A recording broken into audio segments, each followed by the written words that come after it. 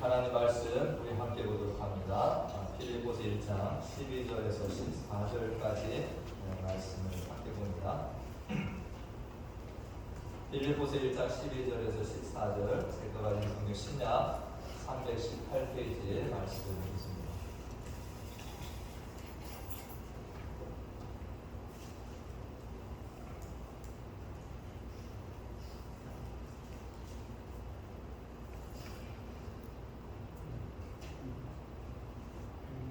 찾을 줄 아는 말씀을 우리 함께 읽도록 하겠습니다. 빌립보서 1장 12절에서 14절 함께 읽습니다. 형제들아, 내가 당한 일이 도리어 복음 전파에 진전이 된 줄을 너희가 알기를 원하노라. 이러므로 나의 매임이 그리스도 안에서 모든 시빌의 안과 그 밖의 모든 사람에게 나타났으니 형제 중 다수가 나의 매임으로 말미암아 주 안에서 신뢰함으로 겁없이 하나님의 말씀을 더욱 담대히 전하게 되었느니라. 아멘. 할렐루야. 아멘. 제가 요즘 행복한 일들이 많습니다. 그 행복은 다름이 아니라 우리 성도님들이 또 이렇게 삶의 현장에서 사시다가 또 이렇게 저를 만나셨을 때 들려지는 이런 소식들을 통해서는 요즘 참 행복한 이런 시간을 보내고 있는데, 지난주에 크리스라고 하는 분과 또 그 아들 스테판이 우리 교회를 이렇게 왔습니다. 그런데 우리 이묘한나 성도님이 인도를 하셨다고 이렇게 말씀을 드렸어요. 그래서 제가 이제 식사하면서 이야기를 좀 나누다 보니까 1년 전에 사라수다 파스코에서 두 분이 이렇게 만나셨는데 서로 한국 사람인가 이렇게 하다가 또 만났대요. 그래서 이야기를 하는 중에 그분을 이렇게 우리 교회로 오시라고 했는데 그분이 1년 만에 이렇게 저희 교회를 방문을 하셨다, 이런 이야기를 들었습니다. 얼마 전에 우리 홍보사님 또 운동 가셨다가 한국 부부를 만나서 또 이렇게 우리 교회를 소개하고 했다라는 소식도 듣고요. 또 우리 짐도 가끔 저랑 이렇게 만나는데 만날 때마다 매번 짐이 돼요. 우리 페스터라고 그러면서 전도를 하세요.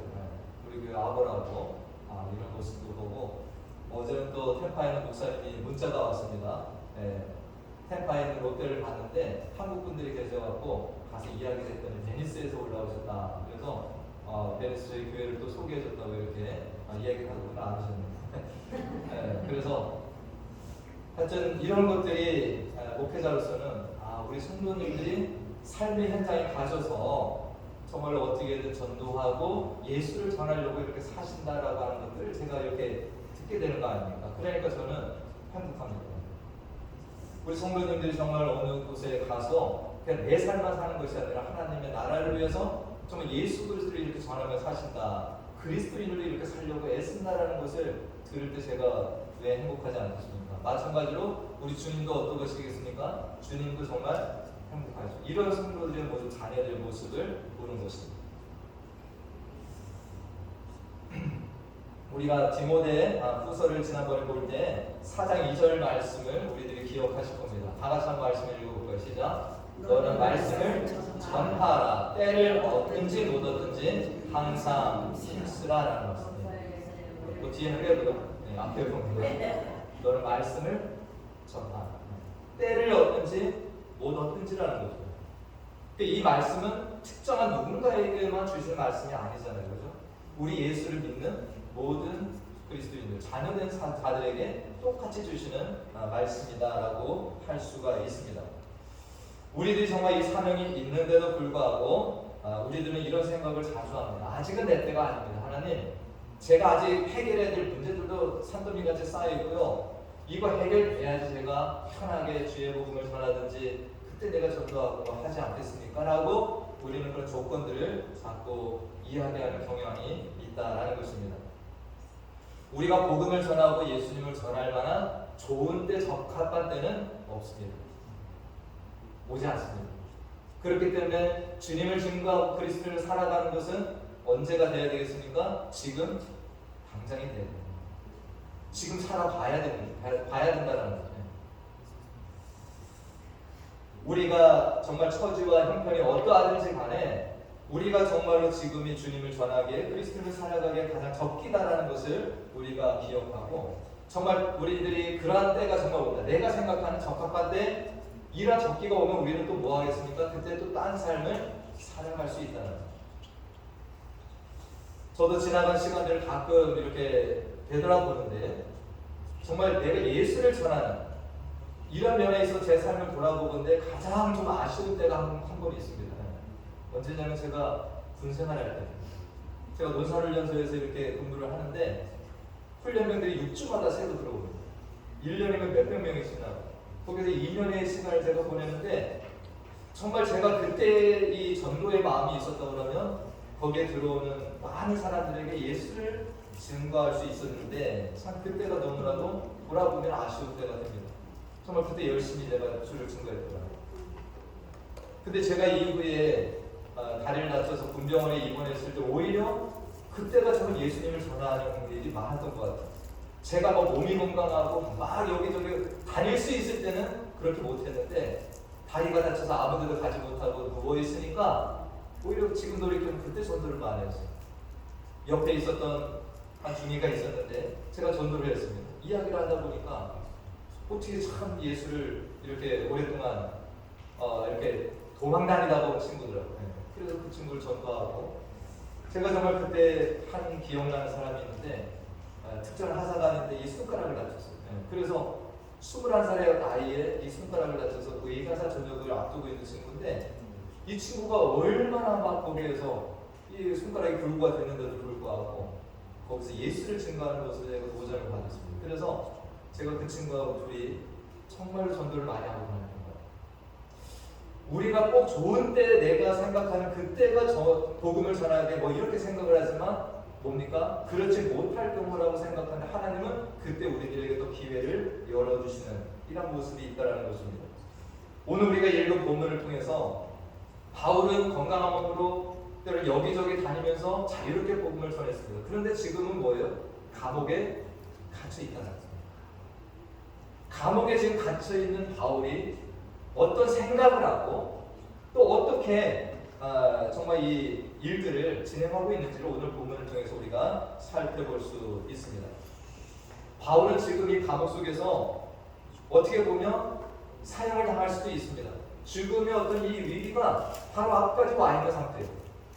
그런데 바울이 이 감옥 속에서 하나님 나를 좀 건져달라고 빨리 감옥 바깥으로 나가서 내가 복음 전가하게 해달라고 이러한 어떤 기도들을 하는 것이 아니라 오늘 바울은 정말로 다른 생각 그리고 다른 활동들을 펼치고 있다는 것입니다.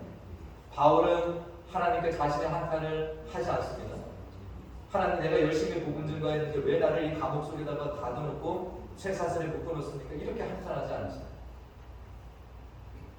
오늘 우리가 12절 말씀을 보니까 지금 자기 감옥 속에 갇혀있는 이것을 엄청나게 긍정적이고 기쁨으로 받아들입니다. 다 같이 한번 읽어볼까요? 시작.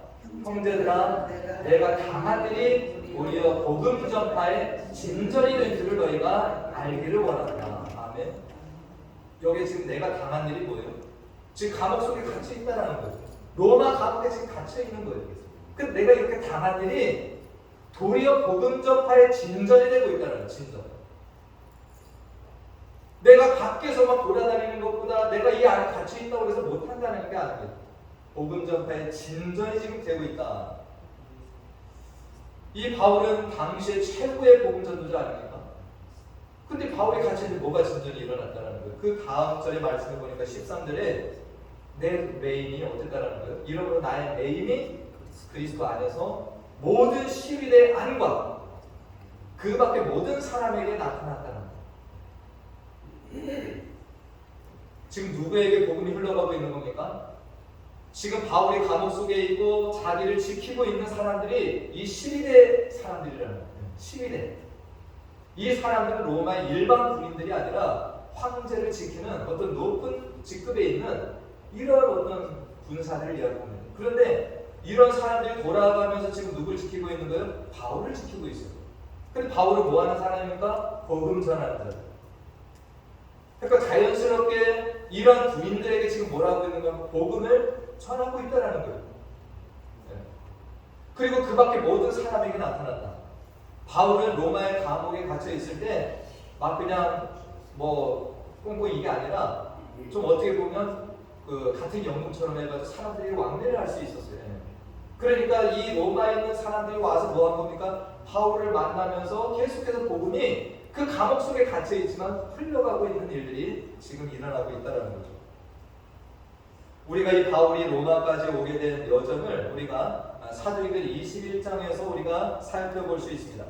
바울이 예루살렘에 가려고 했어요. 그런데 이 가이사랴라고 하는 지역에 먼저 들어갔다가 여기에서 이 아가보라고 하는 선지자가 예언한 바가 있습니다. 사도행전 21장 11절에 보니까 우리에게 와서 바울의 띠를 가져다가 자기 수족을 잡아매고 말하기를 성령이 말씀하시되 예루살렘에서 유대인들이 이같이 이 띠 있는 자를 결박하여 이방인의 손에 넘겨주라. 지금 누구 얘기하냐면 바울이 네가 이 올라가게 되면 이번에 예루살렘에서 잡힐 거다. 그래서 너는 이방인의 손에 넘겨질 거다라는 예언을 한 바가 있습니다. 그런데 바울은 뭐 했어요? 개의치 않고 올라갔다가 거기에서 소요가 일어나고 잡혀서 이 바울이 로마까지 가게 된 것입니다. 이 그 과정을 우리가 사도행전을 지난번 살펴봤지만 바울이 로마로 호송되는 거 결코 수월하지 않았습니다. 배를 타고 가다 뭐합니까? 풍랑을 만나서 파손되고 멜리데라고 하는 섬에 체류한 적이 있어요. 3개월 정도를. 근데 거기에서 보글리오라고 하는 사람의 아버지를 치유해주고 그렇게 있으면서 그곳에서도 복음 전파를 한 일이 있어요. 이 바울은 그렇기 때문에 뭐에 빠져있는 사람이요? 예수를 어떻게 하면 전할까? 이 복음을 어떻게 하면 전할까를 항상 생각하고 있기 때문에 모든 것이 뭐라는 거예요? 기회가 된다는 거예요. 할렐루야. 그가 붙잡아간 어떤 자기를 해치기 위해서 잡아간 유대인들 앞에서도 복음을 전했고요.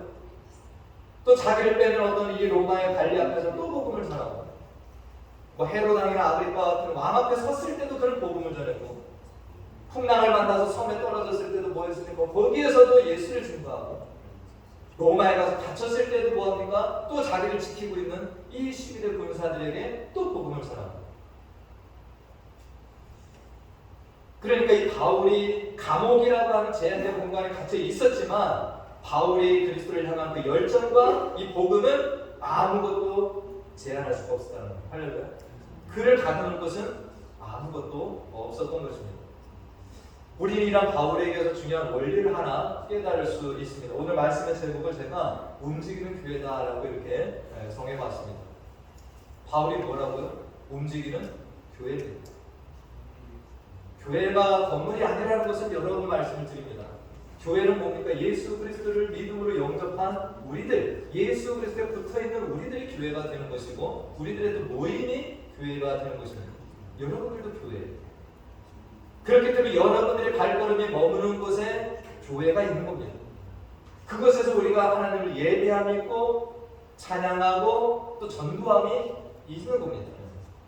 바울이 그렇기 때문에 옮겨가는 곳마다 뭐가 일어나는 거예요? 거기에서 예배가 일어나고 전도가 일어나는 거예요. 바울이 들어가는 곳, 뭐 회당에 가서 복음을 전하든 그가 가정집에 들어가 복음을 전하든 풍랑이는 배 안에 있든 어느 곳에서나 그냥 하나님을 찬양하고 예배하고 전도하는 일을 계속해서 진행하고 있다는 것입니다. 그렇기 때문에 우리들이 누구인지를 알고 나의 사명이 무엇인지를 기억하고 살아가는 사람에게는 그 어느 것도 제약이 되지 아니하고 그곳에서 우리는 사명을 감당하게 된다라는 것입니다. 그렇기 때문에 우리들이 어떤 환경을 탓하고 하나님 내 때가 아직 안 됐습니다 이게 아니라 내가 어느 곳에 보내지든 누구를 만나든지 우리는 그것이 가장 좋은 때다라고 그것을 기억하며 사셔야 된다는 것입니다. 제가 이번 설교를 준비하면서 위어스비 목사님이 쓴 글을 읽으면서 큰 감동을 받았는데 이 위어스비 목사님이 이 오늘 본문 말씀을 이렇게 설명하면서 두 명의 사람을 제가 설명하는 것을 봤습니다. 여러분들 그 감리교회 창시자라고 하는 사람이 누구죠? 감리교회 창시자? 네, 존 웨슬리. 이 존 웨슬리가 복음을 전하는데 함께했던 형제가 있습니다. 찰스 웨슬리라고. 그러니까 이 형은 말씀을 전했고요. 동생은 찬양 사역을 하면서 같이 복음 전파에 힘을 썼습니다. 여기 사진 잠깐 보시면 이 존 웨슬리의 어머니가 수잔나라고 하는데 수잔나. 근데 이분이요 애를 몇 명 낳는지 아세요? 19명을 낳았답니다. 여러분 19명 낳았으면은 밖에 나가서 뭐 일을 할 수 있겠습니까 이분이? 애 낳고 기르고 애 낳고 기르고 계속해서 이 사역을 해줬거든요. 이 9명의 자녀를 잃었단 말이죠. 그리고 10명의 자녀가 살아난 거예요. 근데 이 수잔나가 정말로 이 자녀들을 얼마나 정말 말씀으로 그렇게 지도하고 키워냈는지 이 2명의 형제가 정말 영국을 뒤집고 세계를 이렇게 흔드는 복음 증거자들로 사용이 되었다는 거죠. 위어스리 목사님은 이렇게 설명을 합니다. 이 젊은 엄마가 이 자녀들을 19명 낳으면서 하는 상황이 뭐가 될 수 있어요? 그것이 가침이 될 수 있는 겁니다. 무슨 일을 할 수 있겠어요?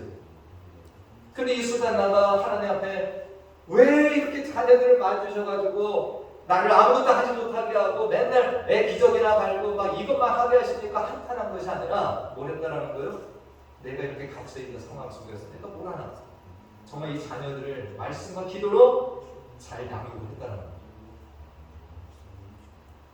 그래서 이런 위대한 두 아들이 하나님의 일에 쓰임을 받아서 수잔나가 나가서 하나님의 일을 하지 못했지만 이 두 아들이 뭐 했어요? 엄청난 일을 감당했다는 거죠. 누구나 가침이 있다는 거죠. 또 이 웨슬리 목사님이 한 명을 더 소개하고 있는데 여러분들 영국에 또 위대한 설교가인 스펄전 목사님이 있습니다. 이 스펄전 목사님의 아내가 있는데요. 다음 사진을 보면 이분도 또 이름이 수잔나예요. 수잔나. 자, 다음 사진 보시면 저 스펄전 목사님의 아내 수잔나가 있는데요. 이 여인이 정말로 그 당시에 영국에서 뭐 설교의 황제라고 하는 엄청난 정말 이 설교의 능력이 있었던 이 하나님의 종을 뭐 내조하는 게 쉬웠겠습니까? 날마다 기도하고 그런 일들을 감당을 했다는 겁니다. 그런데 이 수잔나가 33살에 이 불구를 맞이했습니다. 그래가지고 남편이 뭐 예배하는 자리에도 나가지 못하고 항상 이렇게 불구로 이렇게 지내는 이런 삶을 산 여인인데 이 여인이 그런 일을 당했을 때 거기에서 하나님의 일을 멈췄나?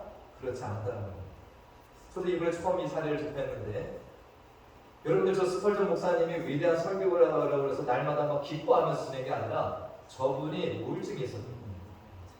저 스펄전 목사님이 우울증에 많이 시달렸던 거예요.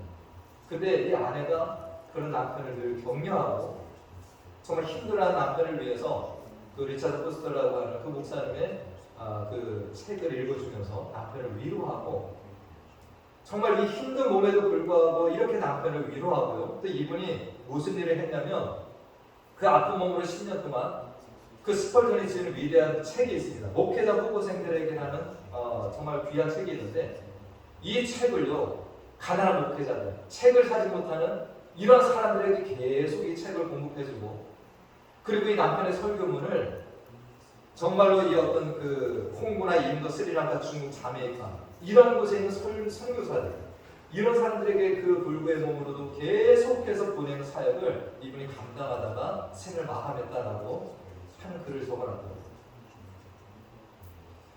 우리들은 각자가 어떤 매임이 있을 수 있습니다. 각자가 어떤 처해지는 안 좋은 상황들이 있을 수 있어요. 나는 왜 이런 가정에다 하나님 맡겨놓으셨습니까? 나 주의 일을 좀 하고 싶은데 왜 하나님 나는 주의 일을 하고 싶은데 이렇게 물질을 나에게 안 주십니까? 왜 하나님 나 주의 일을 하고 싶은데 이렇게 건강을 안 주시는 겁니까? 할 수 있는 상황이 누구에게나 있다라는 거예요. 그 가침과 제약들이. 그러나 오늘 성경에 나오는 이 바울도 그 가침 속에서 주저하는 것이 아니라 뭐였습니까? 주께 눈을 돌리고 계속해서 시선을 고정하고 그 안에서 일을 감당했다는 거죠. 오늘 이 2명의 수잔나도 정말 어려운 상황들이 있었지만 거기에서 뭘 찾은 겁니까? 주님을 바라보고 하나님의 일들을 찾아서 감당을 했다는 거죠. 오늘 이 말씀은 우리 뭐 중고등부 청년부 학생들뿐만 아니라 또 젊고 건강한 우리 성도님들 그리고 또 연세가 들었거나 또 내가 병든 상태에 있거나 이 모든 이들이 어떻게 우리가 하나님의 일에 나아갈 수 있는지를 말씀해주는 복된 말씀이 된다라고 볼 수가 있습니다. 우리는 자꾸 나의 처지와 상황을 생각합니다. 하나님, 내가 지금 이 상황에서 뭘 할 수 있겠습니까? 이런 건강으로 내가 뭘 할 수 있겠습니까? 나 너무나도 바쁘고 난 아무것도 할 수 없잖아요 라고 할 수 있는 이런 생각을 가진 우리들에게 주께서 주시는 도전의 말씀이 된다는 거죠. 우리들이 정말 내 처한 어떤 상황과 이 처지를 자꾸 바라보면 답이 없습니다. 그러나 누굴 바라봐야 됩니까? 나를 부르신 주님을 바라봤을 때 그곳에서 우리는 문이 열려지게 된다는 거죠. 오늘 14절 말씀을 우리가 다 같이 한번 읽어보겠습니다. 14절 말씀 시작. 형제 중 다수가 나의 내 힘으로 말미암아 주 안에서 신뢰함으로 겁없이 하나님의 말씀을 더욱 담대히 전하게 되었느니라. 아멘. 바울이 혼자 나가서 열심히 복음을 전파합니다. 뛰어다닙니다. 그런데 바울이 갇혔어요. 바울이 뭐 죄를 지어서 들어갔나요? 복음 전하다 들어갔잖아요. 이것을 안 주변의 형제자매들이 뭐 했다라는 거예요? 이 바울의 매임으로 인하여서. 그런 속에서도 바울이 절망하지 아니하고 낙담하지 아니하고 정말 주 안에서 기뻐하면서 이 복음 전파의 사역을 계속 감당할 때 이 주변에 있는 많은 형제자매들 그 모습을 보면서 뭐 했다라는 거예요? 도전을 받고 있다는 거예요. 그래서 겁없이 하나님의 말씀을 더 담대하게 전하게 되었다. 바울의 이 모습을 바라보면서 더 많은 전도자들이 자기의 삶의 현장에서 뭐하고 있다는 거예요? 예수를 증거하게 되었다는 거죠. 우리 교회에 이 은혜가 있기를 간절히 축원드립니다. 아멘. 목사 혼자서 하는 것이 아니라 제가 수요일날 말씀드렸습니다. 우리 교회는 모이는 교회, 흩어지는 교회가 돼야 됩니다. 우리는 교회 안에 왔다가 여기에서 주장창 머물 것처럼 이 교회에서 내가 주인 되려고 하는 것이 아니라 뭐 해야 됩니까? 여기는 훈련받고 나온 거예요. 잠깐 우리들이 말씀을 듣고 훈련받고 우리들이 세상으로 가기 위해서 한가 온 정거장과 같은 것이지 우리가 와서 막 여기가 좋사오니 여기에서 막 그냥 계속 머물러 있으려고 하는 이곳이 교회가 아니에요. 우리가 모였으면 뭐 해야 되니까? 다시 세상으로 흩어져야 돼요. 그래서 우리는 무빙 처치입니다. 우리가 뭐에게 힘이 있어야 되는 거예요. 우리 모두가 예수 믿는 사람들이 모였으면 우리의 찬양에 힘이 있고 기도가 힘이 있고 예배가 힘이 있어야 돼요.